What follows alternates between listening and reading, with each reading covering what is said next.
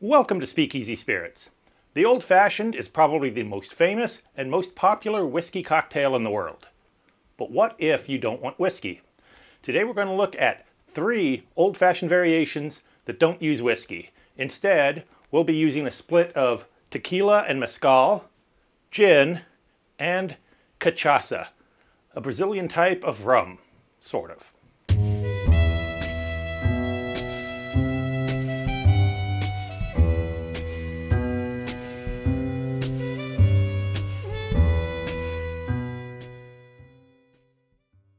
An Old Fashioned is just 3 simple ingredients. You've got whiskey, sugar, and bitters. Today I want to apply that formula to spirits other than whiskey. When I first came up with the idea for this episode, I knew I wanted to make a gin Old Fashioned, and I thought sweetening it with elderflower would be a great combination. So I went online to look if anybody had already done that. It turns out that a bartender named Phil Ward, who worked at Death & Company in New York, is credited with the Elder Fashioned, a gin Old Fashioned sweetened with elderflower.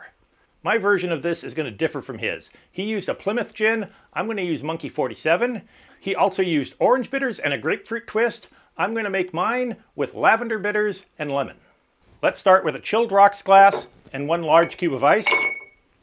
We're going to build this drink in a mixing glass, and we're going to start with 2 ounces of Monkey 47.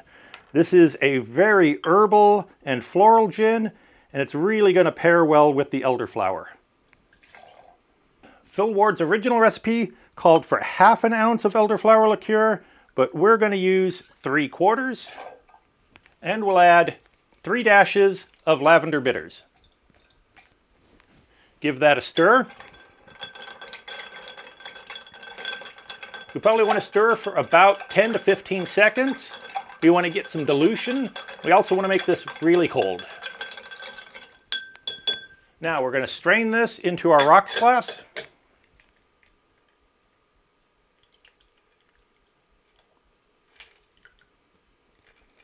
And we'll finish with 1 long strip of lemon.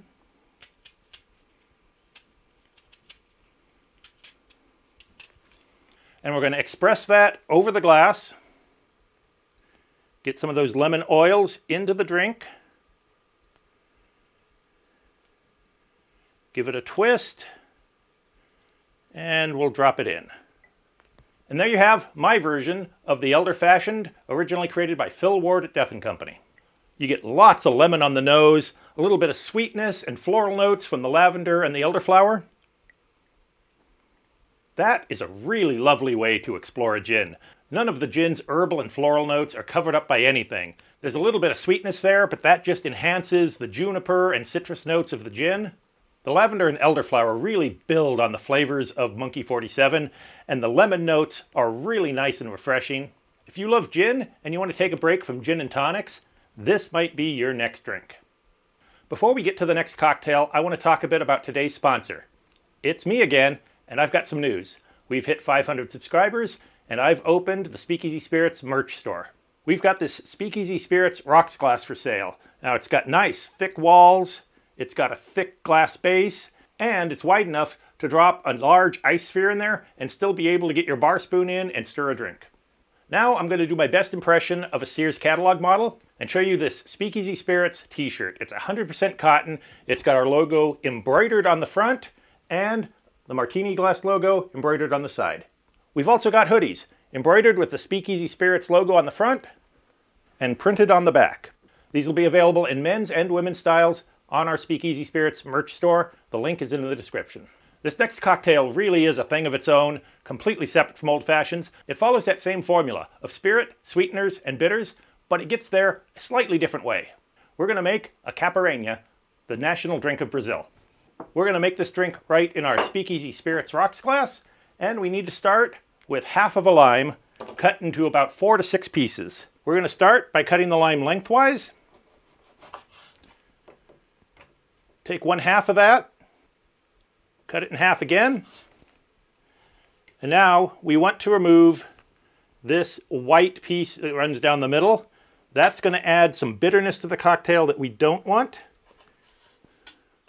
Now take those 2 wedges, cut them in half, and drop them directly into the glass. Our sweetener is going to be 2 tablespoons of pure raw cane sugar. You could use white sugar or sugar cubes here, and the amount varies from recipe to recipe. Every family in Brazil has their own recipe for this. Some of them will use brown sugar, some white, some will use simple syrup. Some recipes call for 2 teaspoons, some call for 2 tablespoons. I've seen up to 3 tablespoons. It really all depends on how sweet you want it. Now we're going to muddle the sugar and limes together in the glass. We want to crush up the sugar a bit, squeeze some of the juice out of the limes. Now I know fruit juice is not an ingredient of the Old Fashioned, but orange and or lime peel is. So the lime here is going to be the equivalent of the citrus garnish in the Old Fashioned. I do prefer using a granulated sugar over a simple syrup. I feel like the granules help get some of the citrus oils out of these peels. Now we need 2 ounces of cachaça. Now cachaça is very similar to rum, but different in some ways. While rum is usually made with sugarcane byproducts like molasses, cachaça is made from the sugarcane juice from its first pressing. That gives it a grassy note that you might not find in a lot of rums.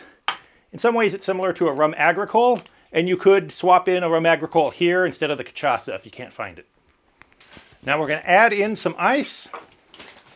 We don't want to fill it with ice yet because we still need to stir it, and then we'll top it off with some more ice at the end. Now we're going to stir. Make sure your spoon gets past all of the lemon and ice all the way to the bottom so you can stir up that sugar.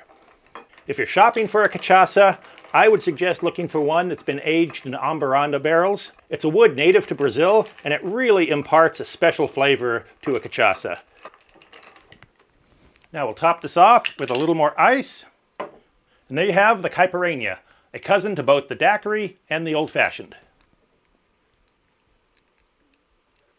I really love this cocktail. I've been drinking these for years. If you're ever in a Brazilian restaurant, you'll probably find this on the menu. We didn't add a couple of dashes of bitters to this because when you're muddling the lime peels, some of that bitterness in the lime peel makes its way into the drink and takes the place of those bitters. The cachaça has a unique sugarcane flavor to it, and using the raw cane sugar really enhances those flavors. You get some grassy notes, a bit of sweetness, the tartness of the lime, and a little bitterness on the back end from the lime peel. This is a really great drink for a hot day, or a nice sipper as you eat piles of meat at a Brazilian steakhouse. With this next cocktail, we come full circle back to Phil Ward and Death & Company. Now he's credited with creating the Elder Fashioned, but he also created another cocktail that he's famous for, the Oaxaca Old Fashioned. This is a blend of tequila and mezcal, sugar, and bitters. If you're interested in learning more about Phil Ward or Death & Company, I'd suggest the Death & Company book. This is a really great read. It's not just cocktail recipes, although it's filled with great cocktail recipes. It also goes into the philosophy behind a good cocktail, how to not only taste spirits, but to talk about them to others. What's involved in the day-to-day life of a bartender, and how to run a successful bar. If any of that interests you, or you know a cocktail lover or bartender in your life who doesn't yet have this book, it would be a great gift. I'm going to put a link to the Amazon page for this book in the description below. I highly recommend it. In a mixing glass with ice, we're going to start with 1.5 ounces of reposado tequila. Since this is aged, those woody notes are going to replicate some of the notes in an Old Fashioned. Next, we're going to need 1/2 ounce of a smoky mezcal. Now this recipe was created back in a day when mezcal was not very well known, and you couldn't really find it in bars. Since people were unfamiliar with it, doing the split base of tequila and mezcal made it a lot more approachable, really let people get a taste of mezcal without that overwhelming punch in the face that some mezcals have. Our sweetener is 1 bar spoon of agave syrup. And last, 2 to 3 dashes of Angostura bitters. And give that a good stir.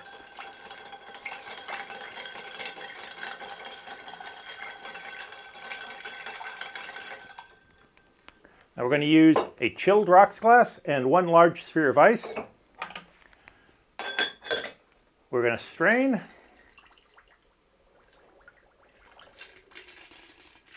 And for a garnish, we're going to need some orange. Now I'm going to cut a coin of orange. That's just 1 circle. You want to make sure not to cut too deep into the flesh. And we are going to do a flamed orange peel on this. Now I'm going to use toothpicks for the flame. That way we're not going to get any butane or sulfur in there. We're going to take our coin of orange. We're going to squeeze the orange coin over the flame. And drop it into the drink. And there you have Death & Company's Oaxaca Old Fashioned.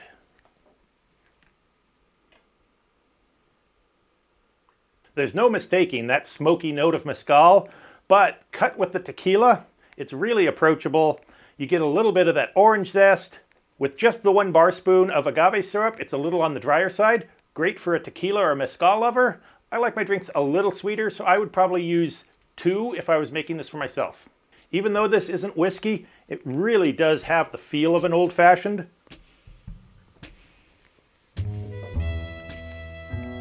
If you're a fan of the old-fashioned and tequila, definitely give this one a try. I think you're really going to enjoy it.